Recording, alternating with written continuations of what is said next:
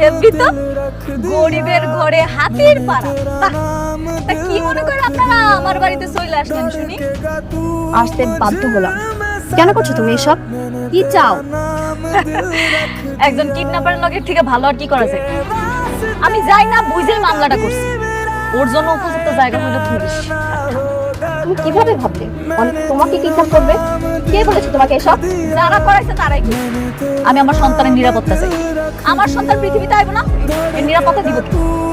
তুমি আমাকে আর অনেক আলাদা করার জন্য মামলা করেছো, তাই না?